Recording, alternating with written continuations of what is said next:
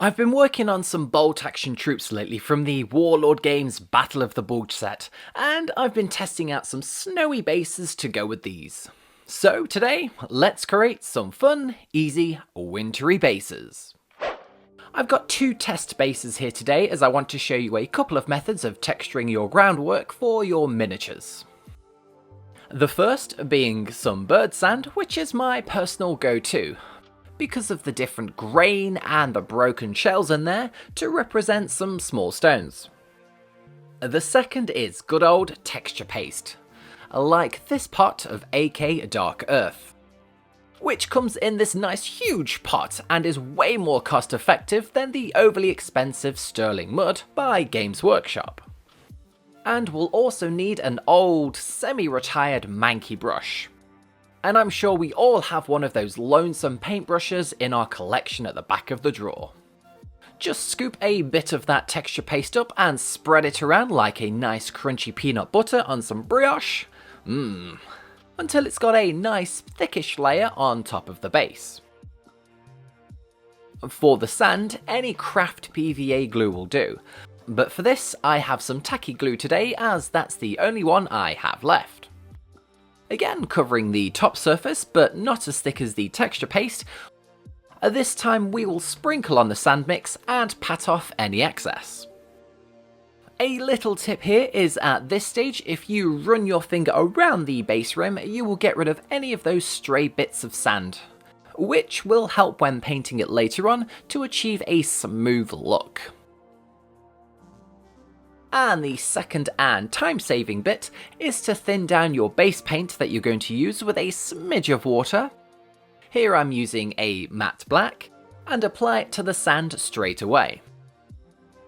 I'm just patting on the brush and letting the paint interact with a sandy PVA mix rather than forcefully brushing it on.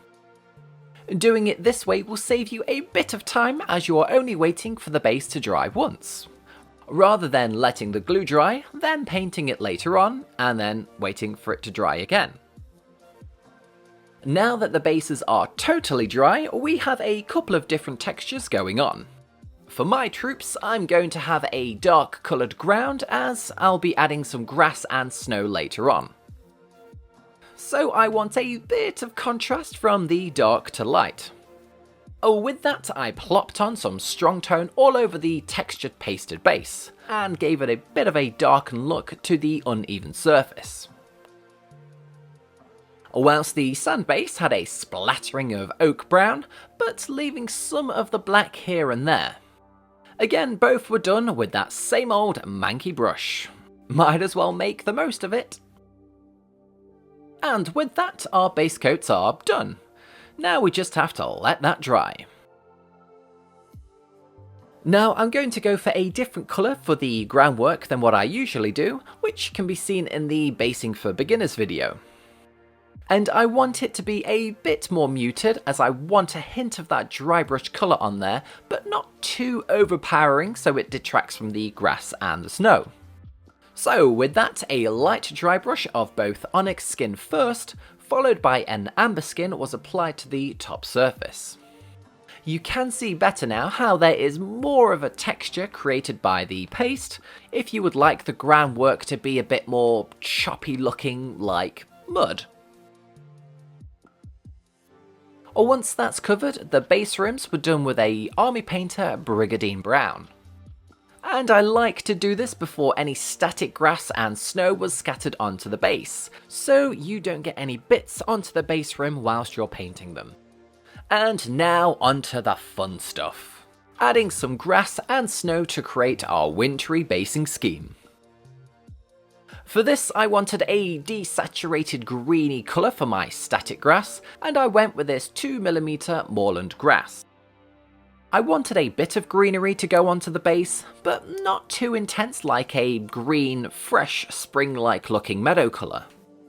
Using the tacky glue again, a few spots were added here and there, and the grass was just sprinkled on.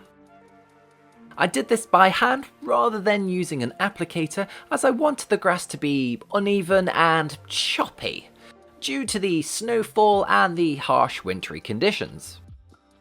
Just make sure to tap and blow off any excess and let the glue do the work. Whilst using tacky glue, the nice thing is that it dries relatively quickly. So once that white that you can see here is gone, we are ready for the next stage. Brrr. It's cold and we are adding snow now.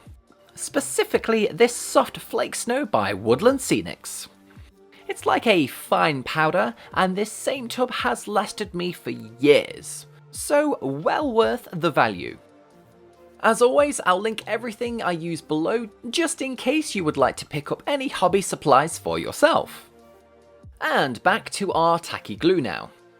Here I'm kind of doing a dry brush motion with it and applying just a smidge onto the top bits of the grass, as well as a few small areas on the ground cover. Making sure not to completely cover it, as I want that darker brown contrast to be seen underneath. Okie dokie, so we now have a slight scattering of snow cover on the base, but do note it looks a bit white because of that glue, so we'll need to let that dry. But in good old 𝗕𝗵𝗄 fashion, here's one that I made earlier which is now dry, so you can see the difference. So for the next step, I'm going to show you how I created some of that denser looking snowfall. For that, we need our trusty PVA glue again, but this time we're going to add a blob of an off-white colour, Brigade Grey. If we use, say, a pure white paint instead, then once dry, it's going to look super white on the base. However, give both of them a try and see which one you prefer the most. The snow powder was then added to the palette and then mixed together into a paste. I don't have any real measurements here, I'm just doing it by eye. And I mixed it until it became fairly clumpy and flaked apart. Now because of the glue, this stuff is super sticky, so I used a small metal rod like an airbrush needle, or you could use a paper clip, and scooped up a little bit and placed it onto the base. I just prodded it into position and had some on the grass and the ground cover until I was happy with the placement. And you can see the base with and without the extra clumps. So you can determine how much snowfall there is going to be for your miniatures. I'm pretty happy with how they've turned out, and having the static grass on there also gives a little bit of extra detail and height, mimicking a light snowfall appearance. In the next historical video for the channel, we'll be covering how to paint the US troops in the Ardennes. Thank you so much to all of my members over on Patreon and here on YouTube. Your support is truly amazing and helps me keep making the content you love to see. If you would like to join our fellowship, I'd be delighted to welcome you. Until the next time, keep on hobbying.